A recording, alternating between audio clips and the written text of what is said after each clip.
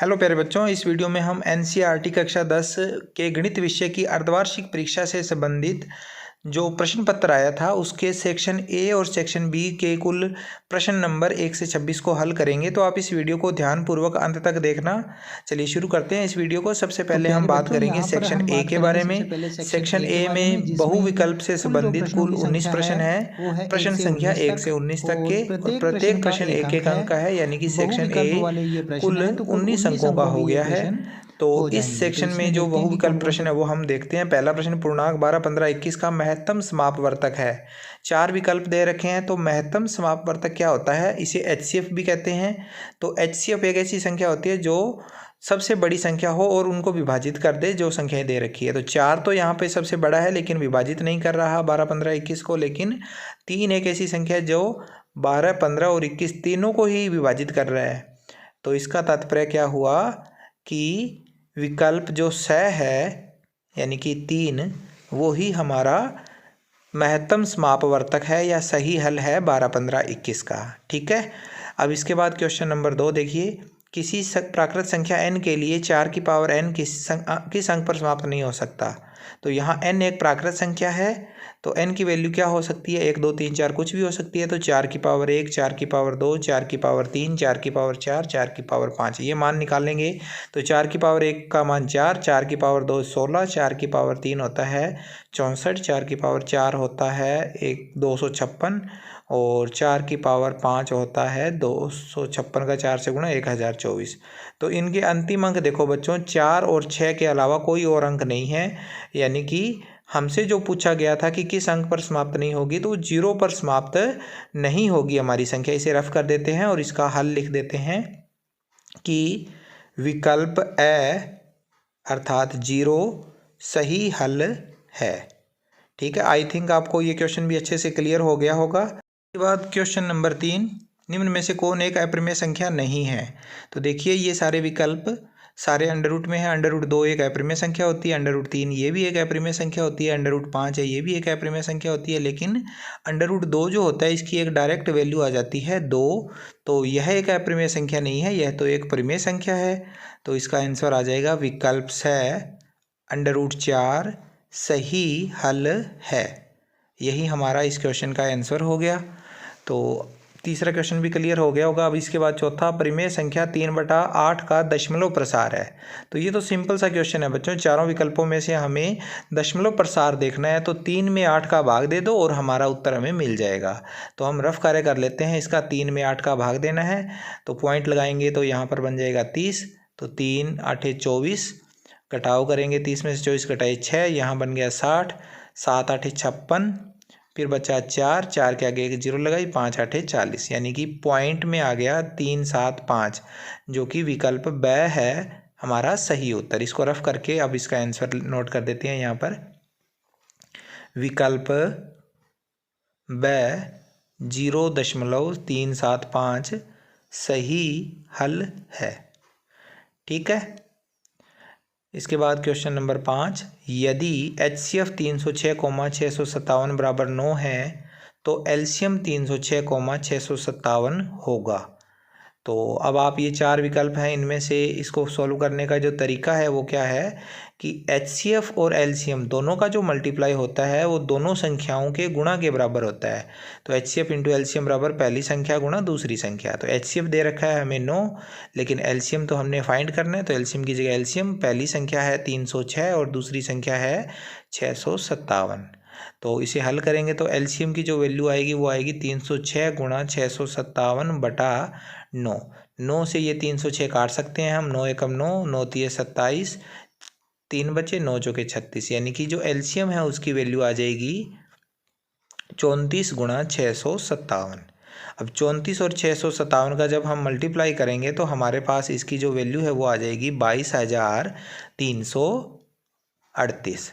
ये 22,338 बच्चों इन विकल्पों में से देखो कहीं पर भी नहीं है। 22,238 है या 23,338 है या कोई और मान है, लेकिन ये विकल्प हमें यहाँ पर नहीं मिला। कोई दिक्कत नहीं है, अगर नहीं मिला है तो हम इसका डायरेक्ट आंसर लिख देंगे। इस क्वेश्चन का आपको बोनस मिल जाएगा क्योंकि हमारा विकल्प इसमें से कोई भी सही नहीं है। तो 22,338 है और इसका आपको 1 अंक का बोनस क्वेश्चन में मिल जाएगा। ठीक, अब इसके बाद क्वेश्चन नंबर 6 करेंगे, जहाँ दे रखा है किसी बहुपद px के लिए y बराबर px का ग्राफ दिया है तो px के शून्यकों की संख्या देखनी है हमें। शून्यकों की संख्या क्या होती है बच्चों, y बराबर px दे रखा है तो x अक्ष को कितनी बार इस ग्राफ ने काटा है वो हमने मान देखना है, उतने ही शून्यक होंगे जितनी बार काटा है। तो इस रेखा ने देखो x अक्ष को तो केवल एक ही बार काटा है, एक ही बार काटा है, तो इसका जो शून्यकों की संख्या होगी वो भी एक होगी, यानी कि विकल्प ब हमारा सही हल हो जाएगा। इसका सही विकल्प कौन सा होगा, ब 1 है। ठीक, इसके बाद क्वेश्चन नंबर करते हैं 7। यदि किसी बहुपद के शून्यकों का योग 4 व गुणनफल 1 हो तो वह बहुपद होगा। चारों विकल्पों में से हम जांच करेंगे कि कौन सा विकल्प सही है। तो जो शून्यकों का योग होता है बच्चों, उसका एक फार्मूला होता है -b/a, और शून्यकों का गुणनफल जो होता है उसकी जो वैल्यू होती है वो c/a के बराबर होती है। तो योग हमें दे रखा है 4, तो हम 4 को 4/1 लिख लेंगे और इसके सामने -b/a आ जाएगा, और इधर गुणनफल दे रखा है 1, तो 1/1 बराबर आ गया c/a। अब ये माइनस यहाँ से हटाएंगे तो ये 4 के साथ लग जाएगा, -4/1 बराबर आ जाएगा b/a, और इधर 1/1 बराबर c/a। अब सॉल्व करेंगे, देखो a के सामने की वैल्यू हमारी एक जैसी है, यानी कि a का मान तो आ गया 1, b के सामने क्या आया हुआ है -4, तो b की वैल्यू हो जाएगी -4, और c के सामने आया हुआ है 1, तो c की वैल्यू 1 हो गई। अब इसके साथ x² लगा दो, यहाँ x लगा दो, यहाँ पर कुछ नहीं लगाना, तो यहाँ से हमारा बन जाएगा x² -4x और प्लस का 1। ये विकल्प हमारा कौन सा है, पहला ही विकल्प हमारा सही है। तो इस क्वेश्चन के लिए जो आंसर होगा वो विकल्प ए सही हल हो जाएगा। तो लिख देंगे अतः विकल्प ए x² -4x प्लस 1 सही हल है। ठीक है, इस तरह से आपको ये क्वेश्चन सॉल्व करना था। 8वां क्वेश्चन, यदि बिंदु -2,5 रेखा y बराबर mx + 3 पर स्थित है तो m का मान बताइए। ये जो बिंदु दे रखा है ये बिंदु इस रेखा के ऊपर स्थित है, तो यानी कि इसको संतुष्ट करेगा।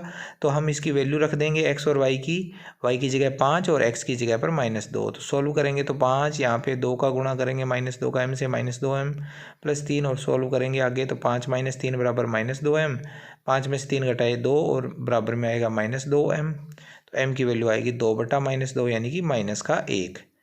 ये -1 जो है ये विकल्प स है हमारा।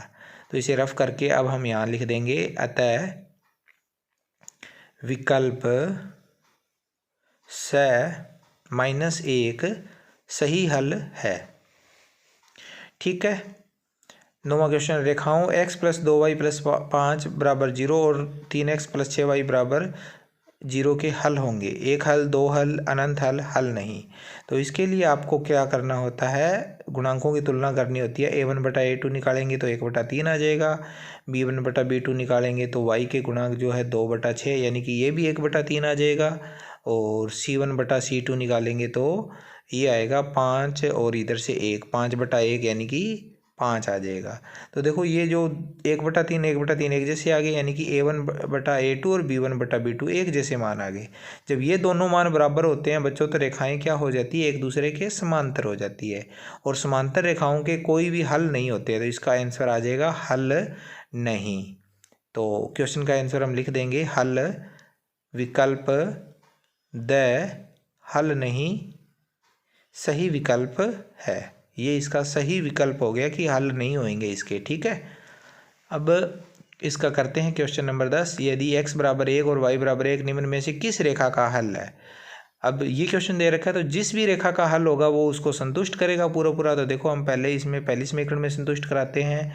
x और y की जगह हमने 1 रख दिए तो आ जाएगा 2 एकम 2 3 एकम 3 यानी कि 2 + 3 = 5। ये तो सही हो गया। ठीक है, अब दूसरा है 3x - 2y = 5, तो 3 × 1 - 2 × 1 = 5, तो 3 एकम 3 - 2 एकम 2, 3 में से 2 घटाएंगे तो 5 आना चाहिए लेकिन नहीं आया, इसका मतलब ये उत्तर गलत है। अब आगे है x + y = 5, ये भी सही नहीं है, और 4x - 3y को अगर सॉल्व करेंगे तो 4 एकम 4 3 एकम 3, 4 - 3 = 5 नहीं होता है ये भी।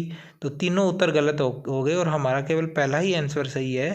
तो हम इसका विकल्प ए सेलेक्ट करेंगे कि ये हमारा सही विकल्प है। आपको भी कुछ इसी तरह से ये सोल्व करने थे क्वेश्चनों को। 2x + 3y = 5 सही विकल्प है। क्वेश्चन नंबर 11, द्विघात समीकरण 2x² - 4x + 3 = 0 के मूलों की प्रकृति बतानी है हमें। तो मूलों की प्रकृति के लिए क्या निकालना होता है, विविक्तिकर v² - 4ac की वैल्यू निकालनी होती है। तो अब इसके लिए आप देखो a, b और c की जो वैल्यू है वो देख लो। a की b की वैल्यू -4 का स्क्वायर, फिर -4 × a का मान 2 और c का मान 3 है। तो सोल्व करेंगे तो 16 - 24 आएगा। 16 - 24 करेंगे तो -8 आ जाएंगे। -8 जो है ऋणात्मक मान आ गया। तो ऋणात्मक मान जब भी आता है तो इसका मतलब मूल क्या हो जाते हैं, काल्पनिक हो जाते हैं। मूलों का अस्तित्व नहीं रहता है उस स्थिति में।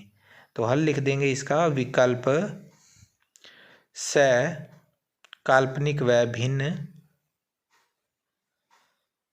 सही विकल्प है। ठीक है। इसके बाद क्वेश्चन नंबर 12, किसी फैक्ट्री के 50 श्रमिकों की दैनिक मजदूरी निम्न है। यहाँ दैनिक मजदूरी दिखा रखी है। तो f का मान बताना है हमें। तो f क्या है बच्चों, श्रमिकों की संख्या है। ये सारे मान 50 दे रखे तो इनका जोड़ भी 50 आना चाहिए। तो देखो 14 और 12 26, 26 और 6 32, 32 और 10 42, 42 तो आ गया। तो f की जगह क्या आएगा, f की जगह 8 आएगा, तभी 50 बनेगा। तो यानी कि विकल्प ए जो है वो सही हल हो जाएगा। तो इसका हल लिख देंगे, हल विकल्प ए यानी कि 8 सही विकल्प है। ठीक, चलिए अगला क्वेश्चन करते हैं 14वां। अब इसके अंदर 14वें क्वेश्चन से पहले 13वां क्वेश्चन आपकी प्रश्न पत्र में आया नहीं है। तो 14वां क्वेश्चन है, माध्य, माध्यक और बहुलक का अनुभाविक संबंध है। तो इसका तो डायरेक्ट उत्तर ही बताना है। तो ये जो चारों संबंध दे रखे हैं इसमें से ये द है हमारा सही उत्तर है। 3 माध्यक बराबर बहुलक + 2 माध्य है। तो इसका आप विकल्प सिलेक्ट कर लेना 4 नंबर, यानी कि द 3 माध्यक यानी कि 3 गुणा माध्यक। माध्यक का 3 गुणा किसके बराबर होता है, बहुलक और माध्य के दुगने के बराबर होता है। दोगुने माध्यक में बहुलक जोड़ दो, यही हमारा सही विकल्प है। ठीक। 15वां क्वेश्चन, निम्न में से कौन सी संख्या किसी घटना की प्रायिकता नहीं हो सकती। घटना की प्रायिकता बच्चों कभी भी ऋणात्मक नहीं होती, माइनस में नहीं होती। तो ये यहाँ पर एक माइनस वाली वैल्यू है, तो ये तो नहीं हो सकती। तो इसी को हम सिलेक्ट कर लेंगे बस। बाकी सारे मान आपके सही रहेंगे, लेकिन ये गलत मान है, प्रायिकता नहीं हो सकती ये। तो इसका उत्तर आ जाएगा विकल्प ब -1.5 सही विकल्प या सही हल है। क्वेश्चन नंबर 16, घटना ई की प्रायिकता प्लस घटना ई नहीं की प्रायिकता बराबर डैश है। तो किसी घटना के घटित होने की प्रायिकता और घटना घटित न होने की प्रायिकता 1 होती है। तो इसका उत्तर आ जाएगा ब, यानी कि विकल्प ब एक सही विकल्प है। तो इस तरह के इजी क्वेश्चन थे। 17वां क्वेश्चन, एक थैले में 3 लाल और 5 काली गेंदें हैं। इस थैले में से एक गेंद यादृच्छा निकाली जाती है। तो इसके लाल गेंद होने की प्रायिकता, लाल गेंदें कितनी है 3 और टोटल कितनी है 8। तो इसका उत्तर आ जाएगा 3/8, 3/8 यानी कि द। तो हल लिख देंगे इसका, विकल्प द 3/8 सही हल है या सही विकल्प है। ठीक। इसके बाद 18वां क्वेश्चन, यदि पीई किसी घटना ई की प्रायिकता है तो इन चारों में से अब उत्तर बताना है। तो देखो बच्चों, मैंने आपको पहले ही एक बार बताया था कि घटना जो होती है कोई भी, उसकी प्रायिकता 0 और 1 के बीच में होती है। कोई भी घटना होगी उसकी प्रायिकता 0 और 1 के बीच में होगी। तो प्रायिकता की जो वैल्यू होगी 0 और 1 के बीच में होगी, लेकिन इसमें एक चीज़ का ध्यान रखना है, 0 को भी शामिल करना है और 1 को भी शामिल करना है। तो यानी कि प्रायिकता का मान 0 से बड़ा लेकिन 0 के बराबर भी होता है और 1 से छोटा और 1 के बराबर भी होता है। तो ये जो विकल्प स है वो इसका पालन कर रहा है। तो विकल्प स आपने सेलेक्ट करना है इसमें, यानी कि घटना की प्रायिकता जो होगी वो >= 0 और <= 1 होगी। ठीक है। तो विकल्प स PE is > 0 and <= 1 सही विकल्प है। इसके बाद अंतिम जो क्वेश्चन है बहुविकल्प वाला, एक पासे को एक बार फेंका जाता है तो एक विषम संख्या आने की प्रायिकता है। तो इसमें 4 अलग अलग हमें विकल्प दे रखे हैं। तो आप 5 से के ऊपर देखो 1 से लेकर 6 तक के अंक लिखे होते हैं। तो कुल प्रायिकता कितनी हुई 6, यानी कि बटा में तो 6 आएगा। अब ऊपर वाले मानों में आप देखो जो विषम संख्याएं हैं 1, 3 और 5, यानी कि टोटल 3 संख्याएं हैं। तो 3/6 यानी कि 1/2 हमारा सही विकल्प हो जाएगा। ठीक, तो 6 नंबर पे जो विकल्प आया हुआ है, हल लिखोगे तो लिखोगे विकल्प 6 1/2 सही विकल्प है। ठीक है, इसके साथ ही ये सेक्शन ए कंप्लीट हो चुका है बच्चों। अब हम सेक्शन बी करेंगे। इस सेक्शन बी में जो कुल प्रश्नों की संख्या है वो 7 है, 20 से लेकर 26 तक। प्रत्येक प्रश्न 2-2 अंक का है, यानी कि कुल 14 अंकों का ये सेक्शन हो गया है। तो अब हम बारी बारी से इस सेक्शन के प्रश्नों को करते हैं। सिद्ध कीजिए कि 3 + 2√5 एक अपरिमेय संख्या है। 20वां प्रश्न है ये। तो इसे हल करेंगे। तो हल करने का तरीका होता है, अपरिमेय संख्याओं को सर्वप्रथम हम मान लेते हैं। क्या मान लेते हैं कि 3 + 2√5 जो संख्या थी वह एक परिमेय संख्या है। सिद्ध करना है हमें इसको अपरिमेय, लेकिन हम इसे परिमेय मानेंगे। ठीक, अपरिमेय संख्या को सिद्ध करने के लिए उससे पहले परिमेय मान लो। और अगर कोई संख्या परिमेय होती है तो इसे हम बटा के रूप में लिख सकते हैं, p/q रूप में। तो लिखेंगे नीचे, अतः इसे p/q रूप में लिख सकते हैं। अगर लिख सकते हैं तो इसे लिख देंगे कि 3 + 2√5, इसको मान लेंगे हम कि ये a/b के रूप में है। यहाँ पर क्या है, a जो है, b जो है वो ≠ 0 है, और a और b दोनों आपस में सहअभाज्य है। सहअभाज्य का मतलब इनमें कोई भी उभयनिष्ठ गुणनखंड नहीं आ रहा, एक दूसरे से डिवाइड नहीं होते, इनमें से कोई कॉमन चीज़ नहीं आ रही है। अब देखो √5 को हम जानते हैं कि ये एक अपरिमेय संख्या है, तो हम बाकी मान हटा के देखते हैं √5 की वैल्यू कितनी आती है। तो 2√5 की वैल्यू आ जाएगी a/3 - 3 के बटा में 1 लगा दिया, तो 2√5 बराबर आ जाएगा। यहाँ से सॉल्व करोगे तो b और a का लघुत्तम जो होगा, b और a का लघुत्तम b, तो ऊपर आएगा इधर a - 3b। ठीक, तो अब 2 को भी हटा देंगे तो √5 की वैल्यू आ जाएगी a - 3b/2b। तो अब देखो बच्चों, ऊपर वाली जो संख्या है वो एक पूर्णांक है, a पूर्णांक है, b पूर्णांक है, तो a पूर्णांक - 3b भी पूर्णांक हो जाएगा, और बटा में इसके 2b है, ये भी पूर्णांक हो जाएगा। तो पूर्णांक माइनस पूर्णांक बटा पूर्णांक आ गया। तो पूर्णांक में से पूर्णांक का जब हम घटाएंगे तो पूर्णांक ही हमारा आंसर आएगा, और बटा में भी पूर्णांक है। तो पूर्णांक बटा पूर्णांक ये परिमेय संख्या को बताता है। पूर्णांक बटा पूर्णांक क्या होता है, p/q रूप आ गया, यानी कि यह एक परिमेय संख्या हो गई √5। लेकिन वास्तव में तो हम ये जानते हैं कि √5 तो एक अपरिमेय संख्या है। तो इसके लिए क्या होगा, परंतु हम जानते हैं कि √5 एक अपरिमेय संख्या है। ये क्यों आया अपरिमेय संख्या √5? क्योंकि √5 की एक डायरेक्ट निश्चित वैल्यू नहीं होती है। अब देखो इसके बाद में, अतः 3 + 2√5, इसको हमने शुरू में परिमेय माना था, तो इसको परिमेय मानना गलत है, क्योंकि अगर हम उसको परिमेय मान रहे हैं तो हमारा कथन आगे जाके गलत सिद्ध हो जाता है। तो 3 + 2√5 को परिमेय मानना गलत सिद्ध हुआ। जब ये कोई गलत होता है तो इसका मतलब क्या होता है, जो संख्या हमने मानी थी वो परिमेय तो है नहीं, और कोई संख्या अगर परिमेय नहीं है तो वो कौन सी संख्या होगी, अपरिमेय। तो लिख देंगे 3 + 2√5 एक अपरिमेय संख्या है। तो इस तरह से ये क्वेश्चन यहाँ पर प्रूव हो चुका है।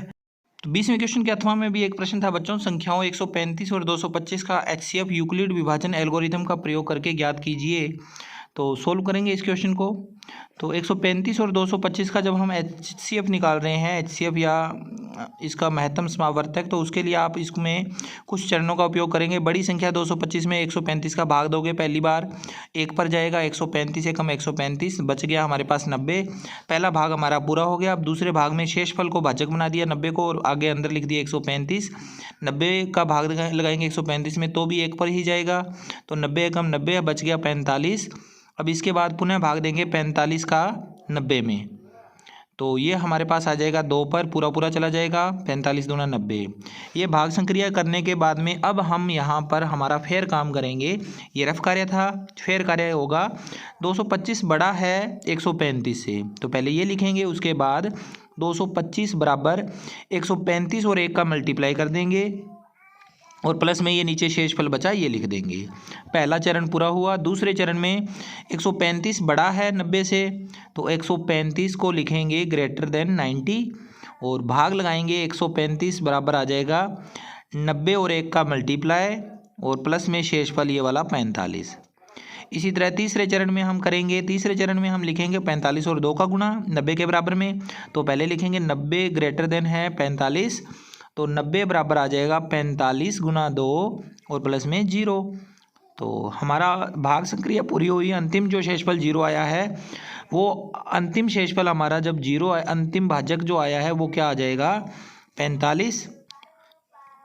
सबसे लास्ट बार हमने 45 से भाग दिया था तब शेषफल 0 आया था, इसलिए जो HCF होगा 135 और 225 का वो भी कितना हो जाएगा अंतिम भाजक 45 के बराबर हो जाएगा। इस कार्य को आप रफ भी कर सकते हैं, रखना चाहो तो रख भी सकते हैं। क्वेश्चन नंबर 21, द्विघात बहुपद x² + 7x + 10 के शून्य ज्ञात कीजिए और शून्यकों तथा गुणांकों के बीच में संबंध की सत्यता की जांच कीजिए। तो हल करते हैं इस क्वेश्चन को। सबसे पहले जो द्विघात बहुपद दे रखा है हमें px x² + 7x + 10, इसके हमें शून्य ज्ञात करने हैं। तो इसके गुणांक जो है a b c उनके मान लिख लेते हैं। गुणांक a का मान है 1, b का मान है 7 और c का मान है 10।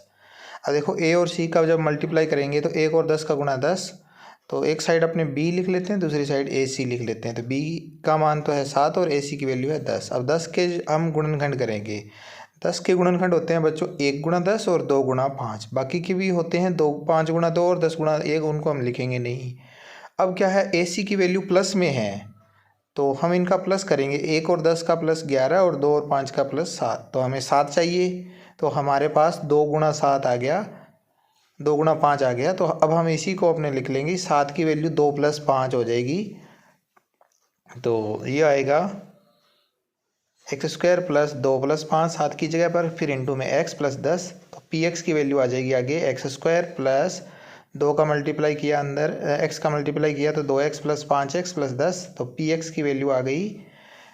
इन दोनों के अंदर हमने उभयनिष्ठ लेंगे। यहाँ पहला उभयनिष्ठ आया x, तो x + 2 बच गया, फिर प्लस में 5 उभयनिष्ठ आया तो x + 2 बच गया। तो px आगे आ जाएगा हमारे पास। यहाँ x + 2 एक उभयनिष्ठ गुणनखंड हो गया, तो इसको हम लिख लेंगे और बाकी बचा हुआ यहाँ पर आ जाएगा x + 5। इस तरह से हमने इसका गुणनखंड रूप लिख लिया। अब गुणनखंड रूप है और जब हम शून्य ज्ञात कर रहे हैं तो लिखेंगे शून्यकों के लिए या तो पहला गुणनखंड x + 2 है ये 0 होगा, या दूसरा गुणनखंड x + 5 जो है इसकी वैल्यू 0 होगी। तो यहाँ से सॉल्व करेंगे तो x बराबर आ जाएगा 0 - 2 और x की वैल्यू आ जाएगी -2, और इधर x + 2 x बराबर आ जाएगा 0 - 5 और x बराबर आ जाएगा -5। इस तरह से हमारे पास जो दिया गया बहुपद था उसके 2 शून्यक हमने प्राप्त कर लिए, -2 और -5। ठीक है, ये हमारा आंसर हो गया। अब हमें इसके सत्यता की जांच करनी है आगे, तो लिख देंगे, हेडिंग दे देंगे सत्यता की जांच। सत्यता की जांच में 2 तरह की हमने जांच करनी होती है। पहली शून्यकों का योग। शून्यकों का योग होता है बच्चों -b/a।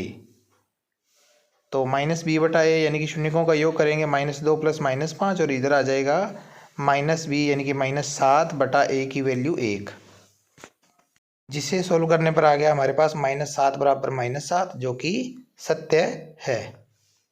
दूसरे प्रकार की जांच है शून्यकों का गुणनफल। शून्यकों का गुणनफल जो कि होता है किसके बराबर, c/a के बराबर। शून्य का हमारे पास -2 और -5 थे, उनका गुणा कर देंगे और इधर c की वैल्यू जो है, c की वैल्यू 10 और a की वैल्यू 1। तो जब इन दोनों का मल्टीप्लाई करेंगे तो ये 10 आएगा और 10/1 ये भी 10 होता है। तो इस तरह से आ गया, जो कि सत्य है। तो हमारे शून्यकों की यहाँ पर जांच भी हो गई। क्वेश्चन नंबर 22, पहले बहुपद से दूसरे बहुपद को भाग करके जांच कीजिए कि क्या प्रथम बहुपद द्वितीय बहुपद का एक गुणनखंड है। पहला बहुपद और ये दूसरा बहुपद दे रखा है, हमें दूसरे बहुपद में भाग लगाना है पहले बहुपद का। तो इसे सॉल्व करते हैं। सबसे पहले हम पहले बहुपद को लिखेंगे भाजक के रूप में t² - 3 और अंदर लिखेंगे इसके भाज्य, जो कि हमें दे रखा है 2t⁴ plus 3t² minus 2t, यहाँ स्क्वायर आएगी बच्चों और यहाँ आएगी क्यूब। ठीक है, और -9t -12। अब भाग संक्रिया करने के लिए हमें कुछ रफ कार्य करना है बच्चों, ध्यान से समझना, ये बहुत ज़रूरी है। सबसे बड़ा पद भाज्य का 2t⁴ है, उसमें भाजक का सबसे बड़ा पद t⁴2, इसका भाग लगाएंगे आपस में, तो एक तो 2 बच जाएगा और एक t⁴ में t⁴2 का भाग देंगे तो t⁴2 बच जाएगा। ये हमारा भागफल का पहला व्यंजक आ गया। अब इसका गुणा करेंगे भाजक के साथ, तो 2t² का गुणा t² -3 से करेंगे तो हमारा पहला पद आएगा यहाँ से 2t⁴ और दूसरा पद आ जाएगा 6 माइनस में 6t²। दोनों को लिख देंगे यहाँ पर, तो पहले आ जाएगा 2t⁴ और दूसरा जो पद है -6t² वो इसके नीचे आएगा -2t² के नीचे। ठीक है, अब घटाव करने के लिए चिन्ह बदलने होते हैं, तो यहाँ माइनस आ जाएगा और यहाँ पर आ जाएगा प्लस। पहला व्यंजक आपस में कट गया, 3t³ वैसे का वैसा आ गया और यहाँ माइनस के 2 हैं, प्लस के 6t² हैं, तो प्लस के 4 बच जाएंगे t²। आगे वैसे के वैसे नीचे उतार लिए हमने 9 माइनस का t और माइनस के 12। सेकंड पॉइंट अब करेंगे, पहला चरण हमारा पूरा हो गया। दूसरे में अब हमारा भाजक का सबसे बड़ा पद है 3t³, इसमें भाग लगाएंगे t² का, तो एक तो बचा 3 और एक बच गया t⁴3 में t⁴2 का भाग देते हैं तो t बच जाता है, तो 3t प्लस का आ गया। इस प्लस के 3t को अब हम नोट कर लेंगे यहाँ पर, प्लस का 3t, और ये 3t प्लस का जो है इसका मल्टीप्लाई भी होगा भाजक के साथ, यानी कि t² - 3 के साथ, तो मल्टीप्लाई करेंगे इसका तो हमारे पास आएगा 3t³ माइनस में 9t। दोनों को लिखेंगे यहाँ पर 3t³ और माइनस का 9t -9t के नीचे। अब फिर से हम इसके चिन्ह बदलेंगे, यहाँ पर माइनस आएगा और यहाँ आ जाएगा प्लस, ये आपस में कटे, ये भी आपस में कट जाएंगे अलग अलग चिन्ह होने के कारण, तो बचा हमारे पास 4t² माइनस के 12। अब आगे हमारा तीसरा चरण चलेगा, जहाँ पर सबसे बड़ा पद 4t² में भाग देंगे इधर वाले सबसे बड़े पद t² का, तो t² से t² कट जाएगा, 4 आ जाएगा प्लस का, प्लस के 4 को यहाँ लिखा और अब 4 का गुणा होगा t² - 3 के साथ, तो आ जाएगा 4t² माइनस का 12। इसको हम इसके नीचे उतार देंगे यहाँ पर 4t² और माइनस के 12। जब चिन्ह बदलेंगे बच्चों तो ये प्लस का माइनस हो जाएगा, माइनस का प्लस हो जाएगा, आपस में दोनों ही कट गए, तो शेषफल हमारा क्या आ गया, 0 आ गया। नीचे लिख देंगे अतः भागफल बराबर क्या आया है, ये वाला 2t² प्लस 3t प्लस 4, और शेषफल आ गया, शेषफल आया हमारे पास 0। ये तो है हमारा भागफल और शेषफल का आंसर। अब पूछा गया था कि जांच कीजिए कि क्या प्रथम बहुपद द्वितीय बहुपद का एक गुणनखंड है, तो जब ये 0 आ जाता है शेषफल तो हम इसका गुणनखंड लिख देते हैं, तो लिखेंगे चूंकि शेषफल बराबर 0 इसलिए या अतः प्रथम बहुपद द्वितीय बहुपद का एक गुणनखंड है। प्रथम बहुपद द्वितीय बहुपद का एक गुणनखंड है। तो इस तरह से ये क्वेश्चन भी कंप्लीट हो गया बच्चों। अगर आपने अभी तक चैनल को सब्सक्राइब नहीं कर रखा है तो चैनल को सब्सक्राइब जरूर कर लें। और इसके बाद हम अगला क्वेश्चन करते हैं, क्वेश्चन नंबर 23। दो क्रमागत धनात्मक पूर्णांक ज्ञात कीजिए जिनके वर्गों का योग 365 हो। तो ये क्वेश्चन द्विघात समीकरण में से आया हुआ है। तो इसमें सबसे पहले हम मानेंगे, माना प्रथम धनात्मक पूर्णांक बराबर x, तब द्वितीय धनात्मक पूर्णांक क्या हो जाएगा, द्वितीय धनात्मक पूर्णांक क्योंकि क्रमागत है इसलिए x के जस्ट बाद क्या आता है, x + 1 आता है। इसके आगे हम लिखेंगे प्रश्नानुसार, और प्रश्नानुसार में हमें क्या दे रखा है कि इन दोनों पूर्णांकों के वर्गों का योग 365 है। तो पहले हम x का वर्ग कर देंगे, प्लस में कर देंगे x + 1 का वर्ग। दोनों के वर्गों का योग कितना है, बराबर में 365 लिख देंगे। तो x² वैसे का वैसा। अब यहाँ पर a + b का होल स्क्वायर लगाएंगे तो a² यानी कि x² प्लस 2ab यानी कि 2x और प्लस b² यानी कि 1 बराबर 365। सोल्व करेंगे तो x² और x² 2x² plus 2x plus 1, 365 इधर आकर माइनस का 365 हो गया, बराबर में 0। तो ये आएगा 2x² प्लस 2x, 1 में से 365 घटाएंगे तो माइनस के 364 बराबर 0। अब आगे इसमें सब में देखो 2 का भाग जा रहा है तो यहाँ लिखेंगे 2 से भाग देने पर सब में 2 का भाग दे देंगे। यहाँ पर x² आ जाएगा, यहाँ प्लस का x आ जाएगा, यहाँ इसमें भाग देंगे 364 में तो 182 आ जाएगा, माइनस का बराबर में 0। अब ये क्या है, एक द्विघात समीकरण है, यह एक द्विघात समीकरण है और इस द्विघात समीकरण को हम अलग अलग विधियों से हल कर सकते हैं। हम यहाँ पर लगा रहे हैं द्विघाती सूत्र। द्विघाती सूत्र से द्विघात समीकरण का जो हल होता है, फार्मूला का उपयोग करके हम बड़ी आसानी से ज्ञात कर सकते हैं। कैलकुलेशन इसमें थोड़ी सी है, लेकिन x बराबर होता है -b plus minus under root b square minus 4ac और बटा 2a। ये वाला फार्मूला है, इसका उपयोग हम करेंगे। तो इसके लिए ABC की ज़रूरत पड़ेगी, जो कि द्विघात समीकरण के गुणांक होते हैं। a की जो वैल्यू है वो 1 है, b की वैल्यू x का गुणांक वो भी 1 है और c हो गया माइनस का 182। वैल्यू रखेंगे -b यानी कि -1 plus minus under root b का स्क्वायर यानी कि 1 का स्क्वायर माइनस 4ac यानी कि 4 इंटू 1 इंटू c की वैल्यू -182 और बटा में 2a यानी कि 2 इंटू a का मान 1। आगे सोल्व करेंगे तो -1 प्लस माइनस अंडर रूट -1 का स्क्वायर 1 फिर माइनस प्लस हो जाएगा, माइनस माइनस फिर आगे गुणा करेंगे इनका तो ये आएगा 728 बटा में इसके 2 और 1 का गुणा 2। आगे जब सोल्व करेंगे तो हमारे पास -1 प्लस माइनस 728 और 1 हो जाएगा 729 और बटा में 2। तो इस तरह से x की जो वैल्यू आ जाएगी -1 प्लस माइनस 729 का वर्गमूल होता है 27 बटा में 2। x बराबर आ जाएगा -1 प्लस माइनस 27 जो है उसको एक बार प्लस लिख लेंगे, एक बार माइनस में लिख देंगे। ठीक है, दो अलग अलग हमारे आंसर आ जाएंगे यहाँ से। माइनस का 1 और प्लस के 27 प्लस के 26 बटा 2 और -1 माइनस 27 माइनस के 28 बटा 2। तो x की वैल्यू आ जाएगी 13 माइनस के 14। x की यहाँ पर दो वैल्यू आ रही है बच्चों, परंतु हमें प्रश्न में दे रखा है कि x एक धनात्मक पूर्णांक है। धनात्मक पूर्णांक है तो उसका माइनस में तो मान हो नहीं सकता।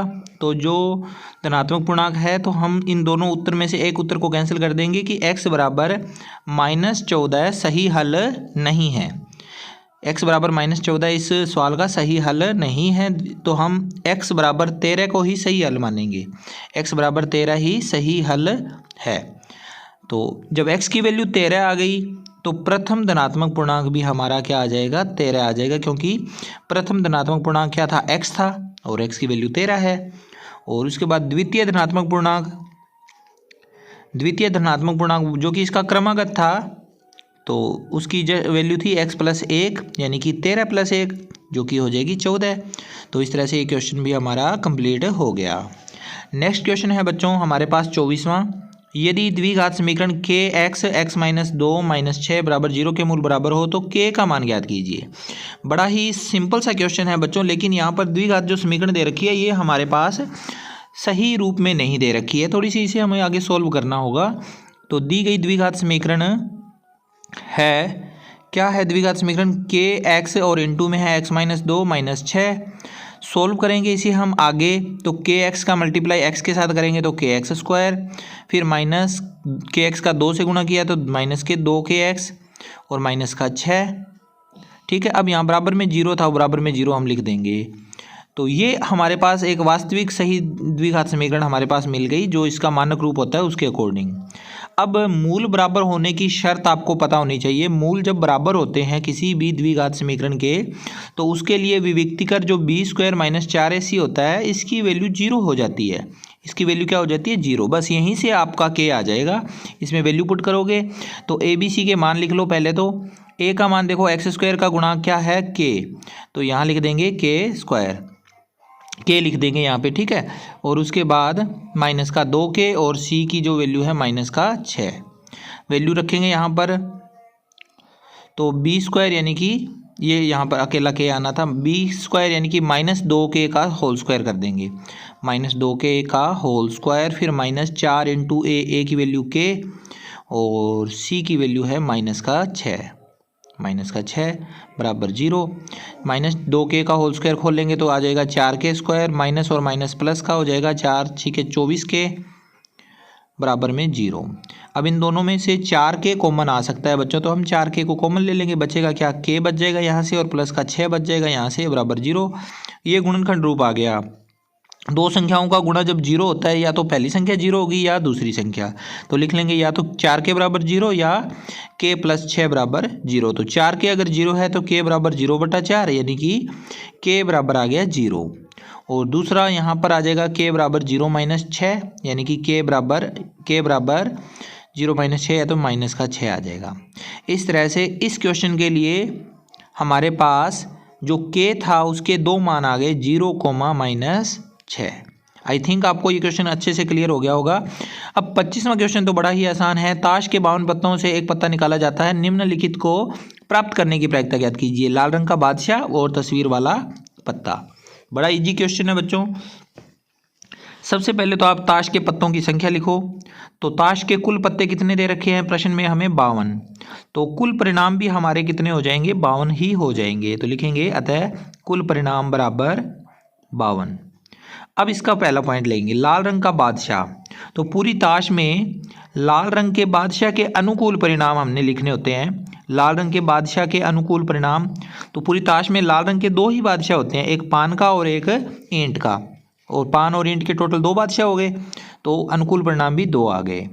अतः लाल रंग का बादशाह आने की प्रायिकता, लाल रंग का बादशाह आने की प्रायिकता कितनी हो जाएगी बच्चों, अनुकूल परिणाम 2 और कुल परिणाम 52, तो 2/52 यानी कि आगे कटकर हो जाएगा 1/26 आंसर। सिंपल सा पार्ट था ये। सेकंड पॉइंट है तस्वीर वाला पत्ता। तो पूरी ताश में तस्वीर वाले पत्तों के अनुकूल परिणाम हमने निकालने हैं। तो लिखेंगे तस्वीर वाले पत्ते के अनुकूल परिणाम। तस्वीर वाले पत्ते होते हैं बच्चों गुलाम बेगम बादशाह, और 4 कलर हो गए इसके, तो 4 तिये 12 पत्ते हो जाएंगे। ये ईंट का, हुकुम का, चिड़िया का और पान का, और टोटल 12 पत्ते हो जाएंगे। तो अतः तस्वीर वाला पत्ता आने की प्रायिकता, तस्वीर वाला पत्ता आने की प्रायिकता कितनी हो जाएगी, अनुकूल परिणाम 12 और बटा में कुल परिणाम 52, तो 12/52। 12/52 काटेंगे 2 के पहाड़े से तो 6/26, आगे फिर से 2 के पहाड़े से काटेंगे तो 3/13, 3/13 आ जाएगा इसका आंसर। चलिए अगला क्वेश्चन करते हैं 26वां। एक पेटी में 90 डिस्क है जिन पर 1 से 90 तक की संख्याएं अंकित है। यदि इस पेटी में से एक डिस्क यादृच्छा निकाली जाती है तो इसकी क्या प्रायिकता है कि डिस्क पर अंकित होगी 2 अंक की एक संख्या, एक पूर्ण वर्ग संख्या। ये क्वेश्चन भी आसान है। सबसे पहले देखो पेटी में कुल डिस्क कितनी है, 90 है, और प्रत्येक डिस्क पर 1 से लेकर 90 तक की संख्या में से कोई ना कोई एक अंक लिखा हुआ है। तो पेटी में कुल डिस्क हो गए 90, अतः कुल परिणाम भी हमारे कितने हो जाएंगे, 90 ही हो जाएंगे। तो कुल परिणाम बराबर 90। अब इसका पहला पॉइंट लेते हैं, 2 अंक की एक संख्या। तो लिखेंगे 1 से 90 के बीच, 1 से 90 के मध्य 2 अंक की संख्या आने के अनुकूल परिणाम। 1 से 90 के मध्य के 2 अंक की एक संख्या के अनुकूल परिणाम। देखो 1 से 90 के बीच में 2 अंकों वाली कितनी संख्याएं होती है उसको हम रफ में समझते हैं। देखो 1 से 90 जो संख्या होती है उसमें से 1 से 9 तक तो 1 अंक वाली संख्या होती है, और 10 से लेकर 11, 12, 13 ऐसे करते करते 90 तक सारी संख्याएं क्या है, 2 अंक वाली है। तो 1 से 9 के बीच में 9 संख्याएं हो गई, और बाकी कितनी रह गई, 90 में से 9 घटा दो, 81 ऐसी संख्याएं हैं जिनमें 2 अंक है। तो इसको रफ कर देते हैं, हमारे अनुकूल परिणाम कितने आ गए, 81, 2 अंकों वाली संख्याएं हमें प्राप्त हो जाती है। तो अतः अभीष्ट प्रायिकता कितनी हो जाएगी इसकी, अभीष्ट प्रायिकता बराबर 81/90, अनुकूल परिणाम बटा कुल परिणाम। तो 9 के पहाड़े से कट जाएगा, 9 में 81, 9 दाए 90, 9/10 आंसर आ गया। सेकंड पॉइंट है एक पूर्ण वर्ग संख्या। तो 1 से 90 के बीच पूर्ण वर्ग संख्या के अनुकूल परिणाम हमने पहले नोट करने हैं। 1 से 90 के मध्य पूर्ण वर्ग संख्या के अनुकूल परिणाम, अनुकूल परिणाम कितने होंगे, तो उनको आप अनुकूल परिणामों को लिखो। पूर्ण वर्ग संख्याएं कौन सी होती है, 1 हो गई, 2 का स्क्वायर 4, 3 का स्क्वायर 9, 4 का स्क्वायर 16, 5 का स्क्वायर 25, 6 का स्क्वायर 36, 7 का स्क्वायर 49, 8 का 64, 9 का 81, और 10 का स्क्वायर 100 होता है, वो आगे चला गया। तो ये सारी संख्याएं कितनी हो गई, इनको अगर हम काउंट करेंगे तो 9 संख्याएं हैं ये। तो इन 9 संख्याओं के कारण हमारा जो अनुकूल परिणाम है वो भी 9 हो जाएगा। अतः अभीष्ट प्रायिकता भी हमारी कितनी आ जाएगी, अभीष्ट प्रायिकता बराबर अनुकूल परिणाम 9 बटा कुल परिणाम 90, 9/90 यानी कि 1/10 आंसर आ जाएगा। ठीक है।